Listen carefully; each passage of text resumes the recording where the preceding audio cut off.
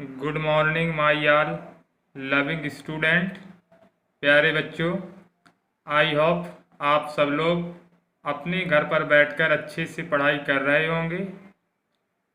तो इसी online class में आज का अपना टॉपिक है कक्षा 12 भौतिक विज्ञान में कूलाम का नियम। अभी हमने आवेश के बारे में पढ़ा, संरक्षण नियमों के बारे में पढ़ा। आज हम कूलाम के नियम के बारे में पढ़ेंगे। जैसा कि आप सभी लोग जानते हैं कि कूलाम के नियम के लिए दो स्थिर बिंदु आवेशों की आवश्यकता पड़ती है। कूलाम का नियम है क्या? तो हम कूलाम के बारे में समझें।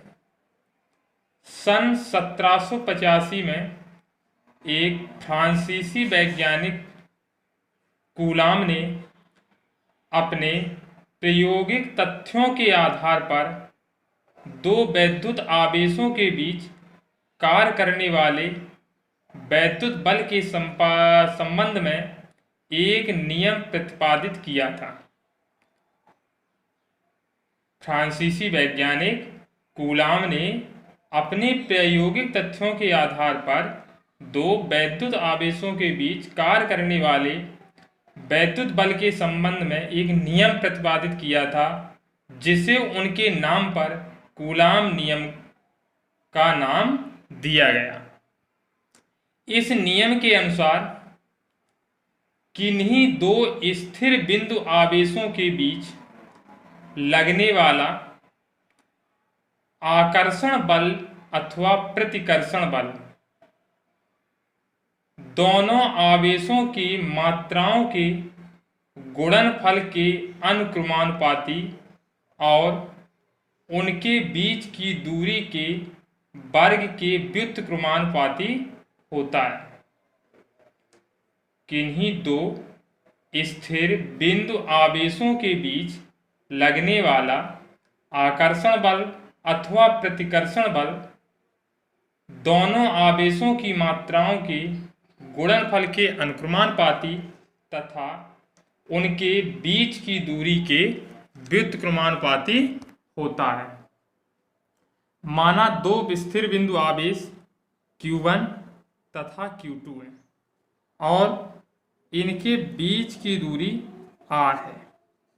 Q1 और Q2 इनके बीच की दूरी R है। तो इनके बीच जो लगने वाला बल होगा, चाहे वो आकर्षण बल हो अथवा प्रतिकर्षण बल हो, इनके आवेशों की जो मात्रा है Q1 और Q2 है, इनके गुणनफल तथा इनके जो बीच की दूरी R है, इसके वर्ग के व्युत्क्रमानुपाती होता है। तो ये तो हुई कूलाम के नियम के बारे में। अब हम कूलाम के नियम का निगमन करें। कूलाम के नियम का फॉर्मूला क्या है? कूलाम के नियम का निगमन कैसे निकालते हैं? तो देख रहे हैं आप, मानते हैं दो स्थिर बिंदु आवेश Q1 तथा Q2 एक दूसरे से R दूरी पर स्थित हैं। दो Q1 और Q2 जिनके बीच की दूरी R, तब इनके बीच लगने वाला वैद्युत बल क्या होगा? तो अभी हमने पढ़ा था कि दो बिंदु आवेशों के बीच लगने वाला आकर्षण अथवा प्रतिकर्षण बल वैद्युत वाहक बल के आवेशों की मात्राओं के गुणनफल। तो इसी डेफिनेशन के आधार पर हम देखें, F जो होता है बल गुणनफल के अनुक्रमानुपाती होता है। तो F is proportional Q1 into Q2 गुणनफल के बराबर होता है, और इसे हम मानते हैं समीकरण नंबर 1। इसके बाद दूसरी बात उसमें हमने पढ़ी थी कि और इनके दूरी के वर्ग के व्युत्क्रमानुपाती होता है। जो f है, f उनके दूरी के वर्ग के व्युत्क्रमानुपाती, तो 1/r², दूरी के वर्ग के व्युत्क्रमानुपाती तो 1/r²। इसको मानते हैं समीकरण नंबर 2। अब हम समीकरण 1 व 2 को जब हल करेंगे, समीकरण 1 व 2 से, तो बनेगा f is proportional q1 q2 upon r²। इस प्रोपोर्शनल को जब हम चेंज करेंगे तो f बराबर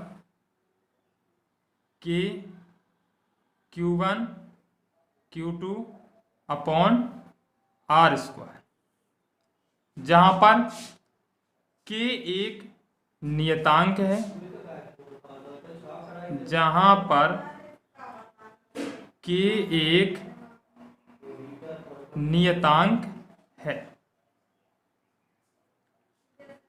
k को जब यहां से हम नियतांक को अलग करेंगे तो बनेगा f बराबर